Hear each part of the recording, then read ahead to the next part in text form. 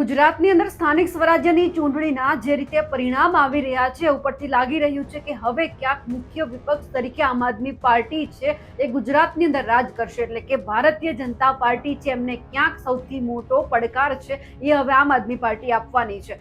એક તરફ આપણે આદિવાસી વિસ્તારની અંદર જોઈ રહ્યા છીએ કે ધીમે ધીમે એક પછી એક જે બેઠકો છે આમ આદમી પાર્ટી છે પોતાના નામે કરી રહી છે અને ક્યાંક આખી જીતનો શ્રેય છે ચૈતર વસાવાને જાય છે। આ આખી બાબતે ચૈતર વસાવા હવે મેદાનમાં આવ્યા છે। નમસ્કાર, આપ જોઈ રહ્યા છો નિર્ભય ન્યૂઝ અને હું છું આપની સાથે રિદ્ધિ।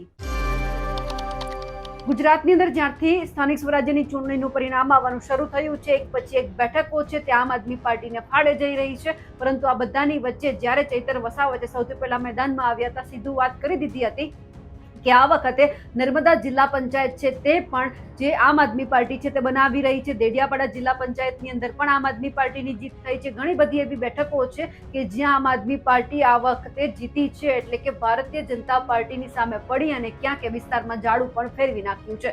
આ બધાની વચ્ચે સ્વાભાવિક છે કે ચૈતર વસાવા પોતે દેડિયાપાડામાં નહોતા જઈ શકતા, તેમ છતાં દેડિયાપાડાની અંદર જો જીત થાય તો પછી ક્યાંક લોકોનો વિશ્વાસ છે ચૈતર વસાવાની ઉપર કાયમ રહ્યો છે। એ જ સાબિત કરીને બતાવે છે કે ચૈતર વસાવા ત્યાં કેવા લોકપ્રિય છે, કારણ કે એમના ઉપર કેસ થયો હતો, દેડિયાપાડામાં જઈ નહોતા શકતા, ચિગદામાં ગયા, ત્યાંથી પણ મહેનત કરી, છોટાઉદેપુરમાં પણ ફર્યા, નર્મદા, ભરૂચ, અલગ અલગ બધા જ વિસ્તારોમાં ફર્યા, બધી જગ્યાએ પ્રચાર કર્યો, પરંતુ છેલ્લા 2 દિવસથી એમને દેડિયાપાડામાં જવાની મંજૂરી આપવામાં આવી। ત્યાં સુધીમાં મતદાન પૂરું થઈ ગયું હતું, પરંતુ જ્યારે આ બધું થયું ત્યારે સવાલ એ પણ થયો કે શું ખરેખર લોકો છે આદિવાસી વિસ્તારના લોકો એ ચૈતર વસાવા ઉપર ભરોસો રાખશે ખરા? આ બધાની વચ્ચે જ્યારે આ ભરોસો કાયમ રાખવામાં આવ્યો છે ત્યારે ચૈતર વસાવા શું કહી રહ્યા છે તે સાંભળીએ।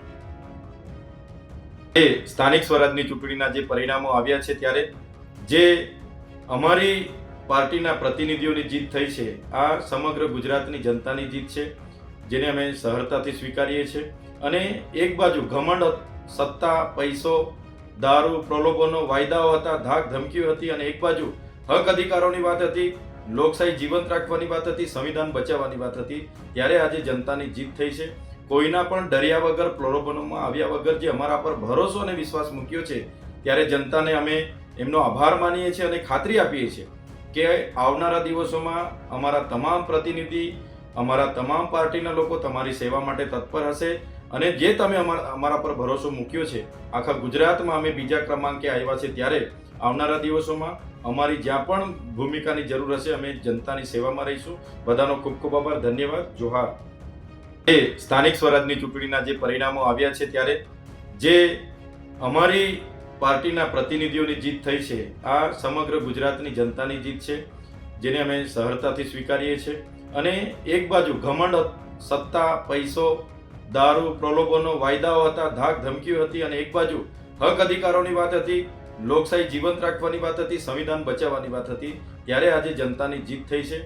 કોઈના પણ ડર્યા વગર, પ્રલોભનોમાં આવ્યા વગર જે અમારા પર ભરોસો અને વિશ્વાસ મૂક્યો છે ત્યારે જનતાને અમે એમનો આભાર માનીએ છીએ અને ખાતરી આપીએ છીએ કે આવનારા દિવસોમાં અમારા તમામ પ્રતિનિધિ, અમારા તમામ પાર્ટીના લોકો તમારી સેવા માટે તત્પર હશે, અને જે તમે અમારા પર ભરોસો મૂક્યો છે આખા ગુજરાતમાં અમે બીજા ક્રમાંકે આવ્યા છે, ત્યારે આવનારા દિવસોમાં અમારી જ્યાં પણ ભૂમિકાની જરૂર હશે અમે જનતાની સેવામાં રહીશું। બધાનો ખૂબ ખૂબ આભાર, ધન્યવાદ, જોહાર। ચૈતર વસાવાએ જે રીતે અત્યારે ક્યાંક મહેનત કરી છે, ઘણી બધી જે તાલુકા પંચાયતની બેઠકો છે આમ આદમી પાર્ટીને અપાવી છે, હવે જોવાનું છે કે કેટલી તાલુકા પંચાયત છે આ વખતે ગુજરાતની અંદર આમ આદમી પાર્ટીની બને છે, કેટલી જિલ્લા પંચાયત બને છે। જ્યારે દાવો કરવામાં આવ્યો હતો કે નર્મદા જિલ્લા પંચાયત છે એ આમ આદમી પાર્ટીની બને છે, તો આ વખતે ખરેખર નર્મદા જિલ્લા પંચાયત ઉપર આમ આદમી પાર્ટી જે પોતાની એક આખી જે પેનલ છે બનાવશે ખરી, એમના ઉપર પણ સૌ કોઈનું ધ્યાન છે। પણ ચૈતર વસાવાએ જે વાત કરી તેમને લઈ આપ શું માનો છો કમેન્ટ કરીને ચોક્કસથી જણાવજો। સાથે જ અમારી નિર્ભય ન્યૂઝ ચેનલને લાઇક, શેર અને સબસ્ક્રાઇબ કરવાનું ભૂલશો નહીં। નમસ્કાર।